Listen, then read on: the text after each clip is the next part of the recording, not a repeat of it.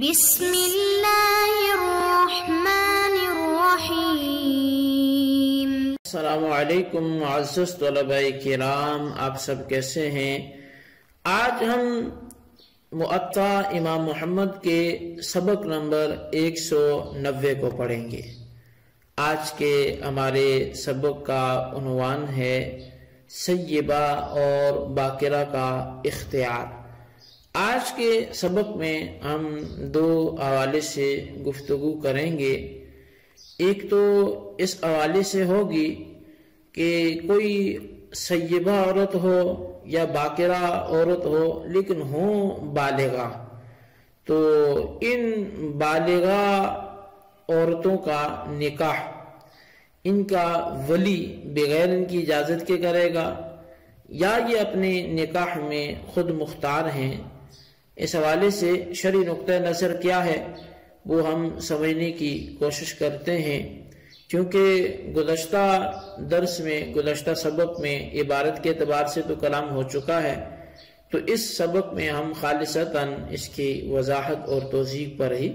اپنا سبق مکمل کریں گے۔ تو سیبہ یعنی شادی شدہ عورت، اس کو اپنی ذات کا اپنی ولی سے زیادہ اختیار ہے۔ یعنی سیبہ عورت وہ اپنی ذات کا اپنے ولی سے زیادہ حق رکھتی ہے۔ اچھا، شادی شدہ عورت میں نے سیبہ بولا تو اب کوئی سمجھے کہ شادی شدہ دوبارہ کیسے شادی کرے گی؟ تو اصل میں شادی شدہ سے مراد یہ ہے کہ جو ایک دفعہ شادی شدہ ہو چکی ہو، اگرچہ اب وہ بیوہ ہو یا وہ اس کی شوہر نے اسے طلاق دے کر مطلقہ بنا دیا ہو، تو جو ایک دفعہ اس تجربہ اس کا ہو چکا ہو تو اس کے حوالے سے اس کو سیبہ بولا جاتا ہے۔ تو بہرحال سیبہ عورت اپنی ذات کا اپنی ولی سے زیادہ حق رکھتی ہے، یعنی وہ خود اپنے بارے میں فیصلہ کرنے میں اس کو اختیار ہے کہ کہاں کروں اور کہاں نہ کروں نکاح، یعنی کس سے کروں اور کس سے نہ کروں۔ ولی کی رائے کو اس کی پسند پر ترجیح نہیں ہوگی۔ ولی کچھ اور چاہتا ہے، یہ کچھ اور چاہتی ہے، تو جو وہ چاہتی ہے ترجیح اسی ہوگی۔ اچھا، اب اس مسئلے پر کثیر چونکہ احادیث وہ موجود ہیں اور اس پر شاہد ہیں۔ مصنف ابن ابی شیبہ جلد 4 صفحہ جو ہے وہ حصہ جو اس کا ہے وہ دوم ہے اس میں، اور اسی طرح مصنف عبدالرزاق اس کی 6 جلد میں، پھر مسلم شریف کی 1 جلد میں، صحیح ابن حبان کی 6 جلد میں، ایسی کثیر احادیث ہیں جو اس حوالے سے وہاں پر دیکھی جا سکتی ہیں۔ صرف برکت کے لیے چند ایک میں یہاں پہ ذکر کرتا ہوں، جس میں پہلی حدیث جو ہے وہ حضرت نافع رضی اللہ تعالیٰ عنہ حضرت جبیر سے، وہ حضرت عبداللہ بن عباس رضی اللہ عنہما سے روایت کرتے ہیں، صحیح ابن حبان کی یہ حدیث پاک ہے۔ آپ فرماتے حضرت عبداللہ بن عباس رضی اللہ تعالیٰ عنہما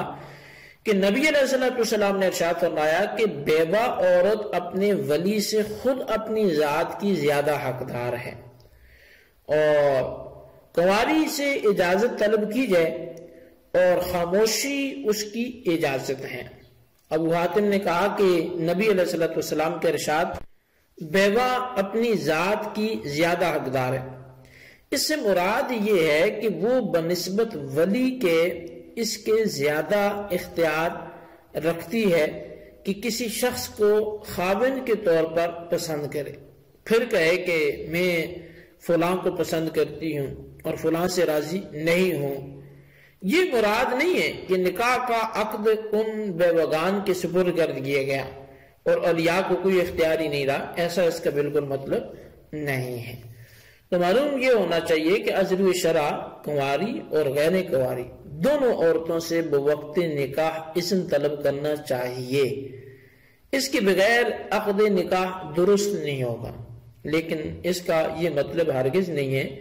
کہ ان کی اولیاء کا اب کوئی دخل ہی نہیں رہا، کہ جس طرح ان کے اذن اختیار کا ذکر حدیث میں موجود ہے، اسی طرح والدین کی عزت اور ان کی تکریم کا حکم بھی موجود ہے۔ حدیث پاک میں آیا ہے کہ اگر والد اپنے بیٹے کو کہے کہ اپنی بیوی کو طلاق دے دو تو بیٹے کو اس کی تعمیل کرنا چاہیے، جبکہ باپ متقی اور دیندار ہو۔ جو عورت اپنی مرضی کرتی ہے اور والدین، بہن بھائیوں اور دیگر اولیاء کا قطعاً کہا نہیں مانتی، نکاح تو اس کا ہو جائے گا، مگر والدین کی نافرمانی کا دھبا اس پر ضرور لگے گا، بےعزتی ہوگی۔ تو اس لیے ابو حاتم نے جو معنی بیان کیا ہے وہ حق کے بہت زیادہ قریب ہے۔ تو ایک چیز جو ہے وہ بڑی واضح سے سامنے آتی ہے، وہ یہ ہے کہ ان کی رضامندی ضروری ہے، لیکن اب کوئی یہ کہے کہ جی اب والدین کا کوئی دخل ہی نہیں، تو قطعاً اس کا یہ مطلب نہیں ہے۔ شریعت نے اگر ان کے حقوق کا خیال رکھتے ہوئے ان کی اجازت پر اس کو موقوف کیا ہے تو وہ والدین کا حق پامال نہیں ہونے دیتی۔ والدین کا، اولیاء کا حق وہ اگرچہ موجود ہے، لیکن چونکہ یہ عاقلہ ہیں، بالغات ہیں، تو یہ اپنے معاملے میں بخوبی جانتی ہیں ان کے حق میں بہتر کیا ہے، تو لہٰذا اس لیے ان کو اختیار دیا گیا کہ یہ اپنی زندگی کے معاملے میں بھی خود مختار رہیں، کسی کے دباؤ اور مجبوری میں آ کر یہ کوئی غلط فیصلہ نہ کریں۔ اسی طرح مصنف عبدالرزاق میں جو ہے وہ یہ روایت موجود ہے، فرماتے ہیں کہ میں نے معمر سے عرض کیا، انہوں نے فرمایا کہ میں نے حضرت زہری سے ایسے مرد کے متعلق پوچھا جو ولی کے بغیر شادی کرتا ہے تو اس کا کیا حکم ہے؟ فرمانے لگے اگر کفر میں شادی کی ہے تو اس کے اور اس کی بیوی کے درمیان تفریق نہ کی جائے۔ اسی طرح مصنف ابن ابی شیبہ میں وہ حضرت مصعب سے روایت ہے کہ انہوں نے کہا میں نے ابن عبداللہ بن یزید کے آزاد کردہ غلام سے پوچھا، انہوں نے کہا کہ ولی کے بغیر کنواری عورت کا شادی کر لینا یہ جائز ہے، یعنی بالغہ ہو تو اس کا یہ کر لینا جائز ہے۔ ابو سلمہ بن عبد الرحمن کہتے ہیں کہ ایک عورت نبی علیہ السلام کی خدمت میں حاضر ہوئی تو عرض کرنے لگی کہ یا رسول اللہ، میرے بیٹے کے چچا نے مجھے پیغام نکاح بھیجا ہے جس کو میرے والد صاحب نے رد کر دیا ہے اور میری کہیں اور شادی کرنی، حالانکہ میں وہاں نہیں چاہتی۔ آپ نے ارشاد فرمایا اس کے والد کو بلاؤ۔ چنانچہ وہ آیا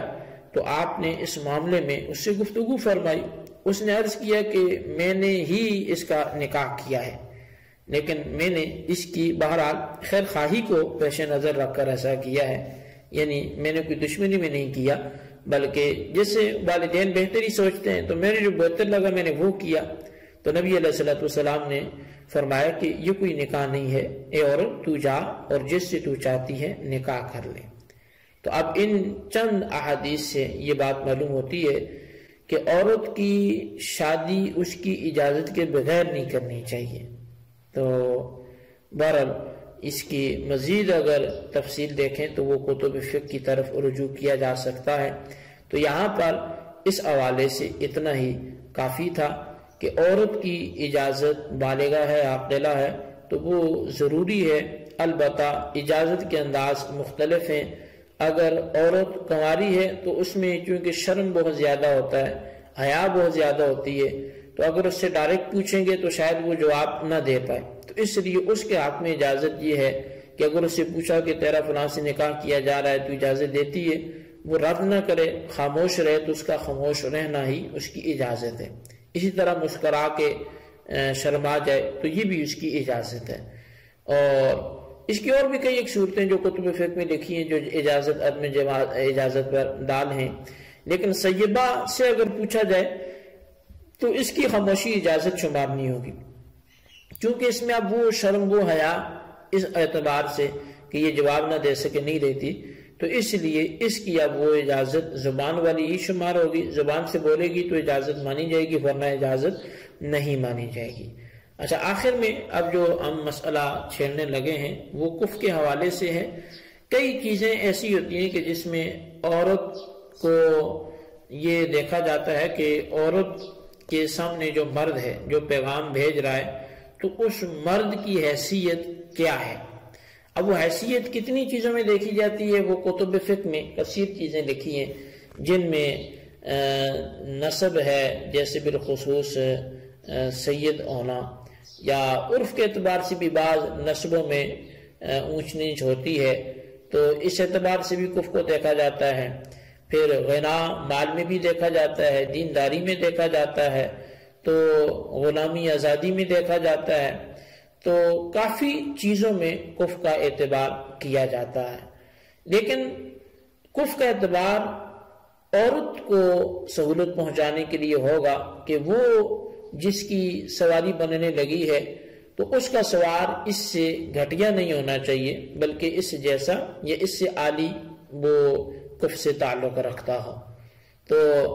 اس کے حوالے سے حاصل کلام اگر کیا جائے تو وہ یہی ہے کہ عرف میں زیادہ تر یہ چیزیں ہوتی ہیں، پیشے سے بھی دیکھا جاتا ہے، باقی کئی معاملات دیکھے جاتے ہیں۔